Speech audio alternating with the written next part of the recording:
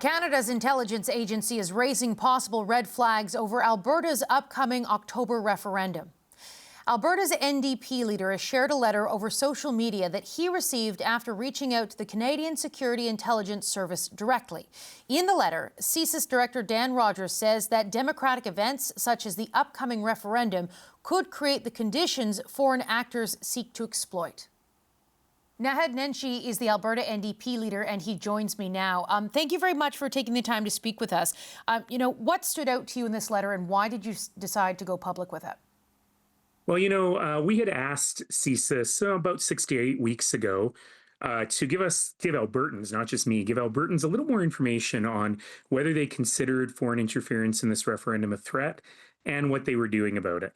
Now, this letter is sort of a bureaucratic letter, but I've spent enough time working with police services in my political career that I can kind of read between the lines. And to me, this letter suggested they are, in fact, taking this seriously, that there are a number of things that they're looking at. Of course, they can't talk about active investigations. But what was critical to me is they actually said, if people have evidence of foreign interference, here's how to contact us and let us know. And I thought it was very important for Albertans to be able to see that. So given this letter, what's your biggest concern in this moment? Well, I've been concerned about this for some time for a number of reasons. So, for example, we know that the separatists have not been shy about their desire for foreign interference in all of this. They've told us that they've met with the most senior officials in the Trump State Department in secure facilities. We know that a bunch of Dutch YouTubers amassed millions of views spreading misinformation about separatism. And they didn't do that because they were interested in Alberta. Somebody was paying them. We had a report in early May from a watchdog saying they were very concerned about Russian and American interference in this election. Certainly in by-elections that we had last year in Alberta, there was a real sense that the separatists were getting directions and or money from somewhere else. And there are persistent rumors in political circles about funding for the separatist cause.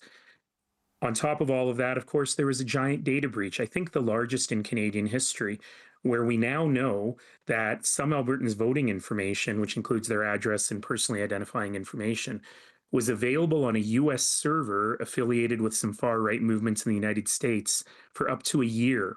So we know the RCMP is investigating, we know Elections Alberta is investigating, but we thought it was important that there be a foreign interference lens on this as well, which is why I wrote to CSIS. I want to talk to you about the Trump administration in a moment, but when CBC reached out to Alberta Premier Danielle Smith's office, her press secretary described this, says what you're doing is fear-mongering. What's your response to that? Well, he said two things which don't go together. He said that I was fear-mongering, but also that two very senior cabinet ministers were on it. So if I'm fear-mongering and there's nothing to worry about, why are we appointing two senior cabinet ministers to look after something that's merely fear-mongering? In reality, the response of Danielle Smith and the provincial government is inexplicable. How hard is it for any democratic government to say, we believe in free and fair elections and we will make sure there is no foreign interference? It's pretty simple. Instead, they attack their opponents. The Premier's chief of staff, who accompanied her to Mar-a-Lago on his honeymoon yet, wrote a big, long essay on Twitter that didn't say anything other than the NDP is fear-mongering. Don't we all believe that elections should be free and fair and we shouldn't have foreign interference? Why is it so hard for this government to say that? You cite your concern with the Trump administration and some of those meetings that have taken place. But just last month, the U.S. ambassador to Canada, Pete Hoekstra, he had said that the U.S. is staying out of this and tried to sort of dispel that the Trump administration is getting involved. Do you believe him? Do you take him at his word? Well, part of having the conversation in public, I think, is to set guidelines, to set parameters for what we will and we will not accept as Canadians.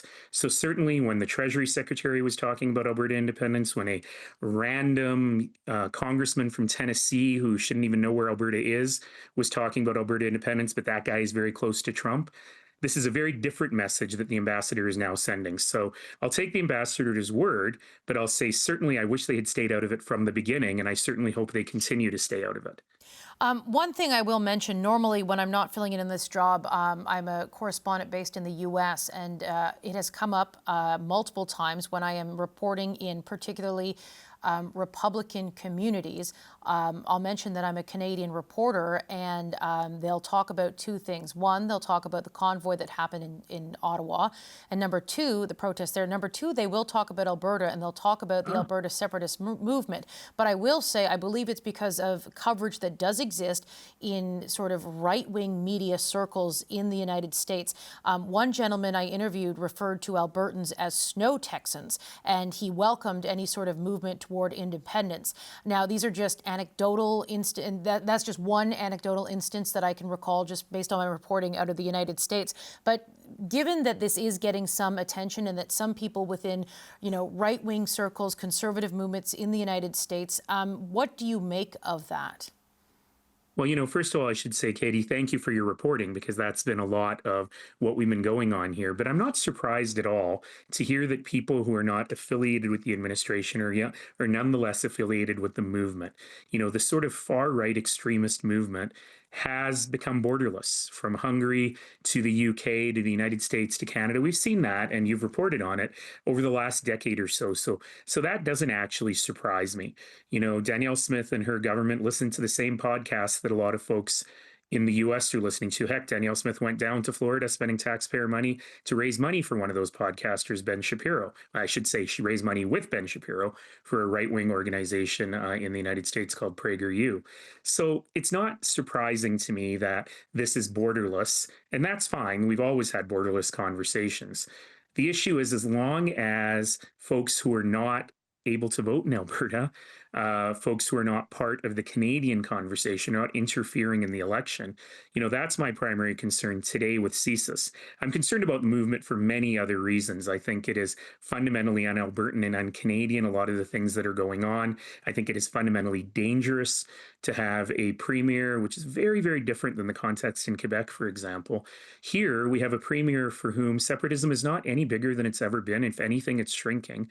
Every premier in Alberta's history has sort of told the separatists to go pound sand and run an election on the basis of separatism and have a referendum if you want. And every time they do that, they lose terribly. But this is the first premier we've ever had who has pandered to them, who has promised them a referendum despite the constitutional and legalistic challenges here, frankly, to save her own political skin. And Albertans are angry about it, and I think Albertans deserve better than that. We've got just under a minute left here. National security experts say Alberta's Provincial Intelligence Office isn't equipped to handle a wave of online disinformation, something that I know that you've raised that you're concerned about. What specific tools do you want to see? What does the province need before October? Well, I think the first thing we need is a government that takes this seriously. The premier waved off the data breach. She waved off the fact that her own staff knew that their political enemies' addresses were shared in public forums. And anytime you ask her about foreign interference, she says, we'll make sure non-citizens can't vote. That's not the issue here. So it starts with a government that understands there's a very real risk and is willing to stand up to that risk, is willing to say, we don't want foreign interference, even if it helps us. After that, they have to be able to cooperate with the RCMP, with CSIS, with the provincial sheriffs and the provincial agencies to take this seriously. And they are very ill-equipped to do so now, nor do I think they want to. All right, we'll leave the conversation there for now. Thank you very much, Alberta NDP leader Naheed Nenshi. Thank you.